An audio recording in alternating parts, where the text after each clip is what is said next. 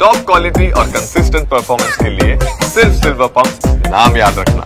ಹಾಸನದಲ್ಲೂ ಕೂಡ ಮಳೆ ಹೆಚ್ಚಾಗಿರುವಂತಹ ಕಾರಣ ಮಲೆನಾಡು ಭಾಗದಲ್ಲಿ ಮುಂದುವರೆದಂತಹ ಮಳೆ ಅಬ್ಬರ ಹಾಸನ ಚಿಕ್ಕಮಗಳೂರು ಭಾಗದಲ್ಲಿ ಹೆಚ್ಚಿನ ಮಳೆ ಆಗ್ತಿದೆ. ಪ್ರತಿ ವರ್ಷದ ಹಾಗೆ ಶಿರಾಡಿ ಘಾಟ್ನಲ್ಲಿ ಈ ಬಾರಿ ಕೂಡ ಗುಡ್ಡ ಕುಸಿತ ಆಗಿದೆ. ಸಕಲೇಶಪುರ ತಾಲೂಕಿನ ದೋಣಿಗಳು ಇಲ್ಲಾಗಿರುವಂತಹ ಘಟನೆ. ಹಾಸನ ಜಿಲ್ಲೆ ಸಕಲೇಶಪುರ ತಾಲೂಕಿನ ಶಿರಾಡಿ ಘಾಟ್ ಚತುಷ್ಪಥ ರಸ್ತೆ ನಿರ್ಮಾಣದಿಂದ ಮಣ್ಣು ಸಡಿಲಗೊಂಡಿದೆ.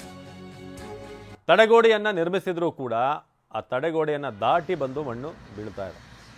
ಸೊ ನಾವಾಗ ಆ ದೃಶ್ಯದಲ್ಲಿ ನೋಡ್ತಾ ಇದ್ದೀವಿ ಶಿರಾಡಿ ಘಾಟ್ ಹಾಸನ ಇವೆಲ್ಲವೂ ಕೂಡ ಅನಾಹುತಕ್ಕೆ ಬಾಯದೆರೆದು ಕಾಯ್ತಿರುವಂತಹ ಪ್ರದೇಶಗಳು.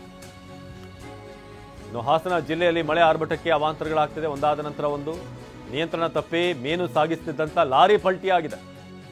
ಹಾಸನ ಜಿಲ್ಲೆಯ ರಾಟೆಮನೆ ಬಳಿ ಪಲ್ಟಿಯಾದಂಥ ಲಾರಿ ಮಂಗಳೂರಿಂದ ಬೆಂಗಳೂರಿಗೆ ಮೀನು ಸಾಗಿಸುತ್ತಿದ್ದಂಥ ಲಾರಿ K20 AB 4796 ನೋಡಿ ಒಂದು ದೊಡ್ಡ ಲಾರಿ ಪಲ್ಟಿಯಾಗಿದೆ. ಅದೃಷ್ಟವಶಾತ್ ಚಾಲಕ ಪ್ರಾಣಾಪಾಯದಿಂದ ಪಾರಾಗಿದ್ದಾನೆ. ಸಕಲೇಶಪುರದಲ್ಲಿ ಆಗಿರುವಂತಹ ಘಟನೆ ಇದು. ಮೀನು ಸಾಗಿಸ್ತಿದ್ದಂಥ ಕಂಟೈನರ್ ಒಂದು ಈಗ ಪಲ್ಟಿಯಾಗಿದೆ.